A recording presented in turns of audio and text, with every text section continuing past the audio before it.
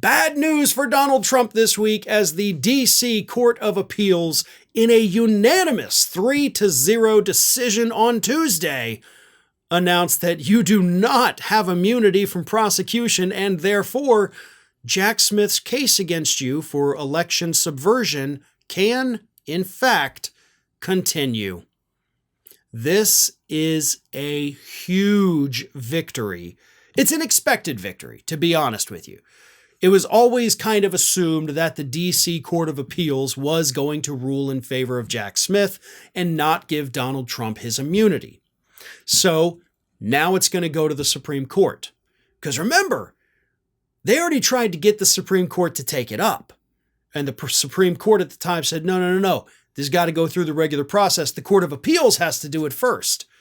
But on the same day that he asked the Supreme Court to take it up, Jack Smith also asked the appellate court to hear the case as well. So Jack Smith already had all of his bases covered when he first went to the Supreme Court. He's like, okay, y'all aren't going to do it? Well, wonderful. I've already asked them to take it up anyway. Let's wait and see. So now begins the official process. Donald Trump will have to appeal it to the Supreme Court, which we know he's going to do. He has had people like Alina Habba out there in recent months trying to butter up the Supreme Court, saying things like, people like Kavanaugh, who the president fought for, who the president went through hell to get into place. So she's been kind of winking a nod like, hey, you owe Trump. But here's the thing. The way this decision was written, it's bulletproof, but not just bulletproof to where they will win on appeal. It's bulletproof to where the Supreme Court might actually have the clearance to just say, nope, we're not going to take the case because the lower court's ruling is written in such a way that we're okay, that there's nothing we can do about it. Like, we don't even need to hear it. They got it right. You're done. That's the best we could have hoped for. It's not enough to just get a favorable ruling. The ruling needed to be airtight to where the Supreme Court could not overturn it. Because, and again, I explain this in a way because most people have no idea what this means. When you appeal the case, you're not going and just retrying the case in front of a new court. That's not how appeals work. You have to be able, if you're the one appealing it, to show some kind of thing went wrong. It's not just, oh, I don't like this, let's appeal. Nah, not how it works. You got to be able to show that, hey, the reasoning was wrong, or they've created loopholes in their ruling, which, okay, we can actually counter that on appeal and get this thing reversed. The D.C. Court of Appeals didn't do that. They absolutely made this thing airtight. Let me read you just a small snippet of it.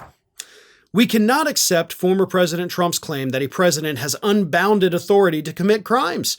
Nor can we sanction his apparent contention that the executive has carte blanche to violate the rights of individual citizens to vote and to have their votes count. So and again, this is a big ruling. I'm reading you like 2 sentences out of it. But all throughout that ruling, if you actually take the time to go through and read it, they're sealing things shut. They're not leaving any loopholes. They're not leaving any grounds for an appeal. So Trump is going to appeal it.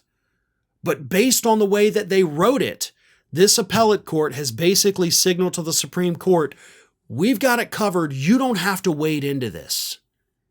And honestly, given what's at stake here, the Supreme Court would likely like to sit it out, to not have to even give a ruling, just to say, no, we're not going to take it up. That kind of gives them a little bit of clearance. They don't have to wade into it. They don't have to worry about backlash or anything like that. They'll still get some, but not nearly as much as if they ruled against him or in favor of him. They keep their hands clean by not putting their hands on it at all, and that's likely what the D.C. Court of Appeals has guaranteed here. Well, folks, we have crossed that 1 million subscriber milestone, but rest assured, we are just getting started here at Ring of Fire. So if you're not already, please do subscribe to the channel and make sure to like, share, and comment on the videos.